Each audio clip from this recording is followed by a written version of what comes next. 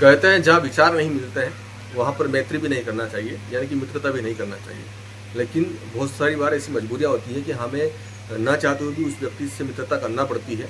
परिस्थितियाँ ऐसी होती है कि उसके अलावा कोई विकल्प हमारे पास नहीं बनता है और उससे हमें मित्रता करना पड़ती है। यही हाल अभी बीजेपी का है, जो चंद्रबाबू नायडू से मित्रता कर रहा है या मित्रता कर चुके हैं, क्योंकि उनके जो विचार हैं और बीजेपी के जो विचार हैं वो बिल्कुल अगेंस्ट है। जो चंद्रबाबू नायडू है कह चुके हैं कि हम यहाँ पर 4% रिजर्वेशन अल्पसंख्यक को देंगे, और अल्पसंख्यक में जब भी अगर सबसे बड़ा फेस हमें किसी का दिखता है तो वो होता है मुस्लिमों का, और मेन टारगेट जो होता है वो मुस्लिम ही होता है, क्योंकि अल्पसंख्यक जब बात आती है और उसके प्रॉफिट की जब बात आती है तो सबसे बड़ा प्रॉफिट जो है वो अल्पसंख्यक में मुस्लिमों को ही मिलता है। ये किसी से छुपी बात नहीं है, एकदम क्लियर है।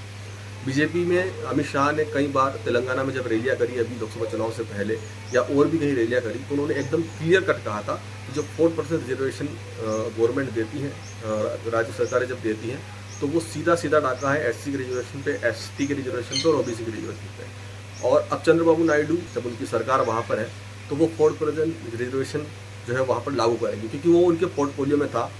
जब वो चुनाव लड़ रहे थे, चुनाव का प्रचार कर रहे थे, तब उन्होंने ये बात कही थी कि मैं 4% रिजर्वेशन वहाँ पर दूंगा, और इसी वजह से उनको पूर्ण बहुमत के साथ सरकार बनाने का मौका भी मिला। लेकिन बात यह है कि यहाँ पर जो अगेंस्ट है वो बीजेपी और चंद्रबाबू नायडू है। वैसे तो वो एनडीए में विचारों में मतभेद है, ये भी छुपा नहीं है, और सबसे बड़ा जो इशू है वो है रिजर्वेशन का। तो क्या बाकी राज्य सरकारें भी इस तरीके की डिमांड करेगी? क्या बाकी राज्य सरकारें भी वहाँ पर अपने लोगों को 4% रिजर्वेशन देगी जो अल्पसंख्यक है? और क्या ये देना सही है? क्योंकि सुप्रीम कोर्ट की एक गाइडलाइन है, उस गाइडलाइन से ज़्यादा कोई भी राज्य सरकार रिजर्वेशन लागू नहीं कर सकती है। तो होगा क्या, जो 4% रिजर्वेशन दिया जाएगा, सीधा और क्लियर है कि वो एससी, एसटी और ओबीसी के रिजर्वेशन पे ही दिया जाएगा। तो आपका क्या मानना है, ये कहाँ तक सही है, और क्या इस तरीके की रिजर्वेशन देना सही है या नहीं है? मैं खुद एससी कैटेगरी से आता हूँ, रिजर्व कैटेगरी से आता हूँ, लेकिन बावजूद उसके मैं रिजर्वेशन के अगेंस्ट हूँ।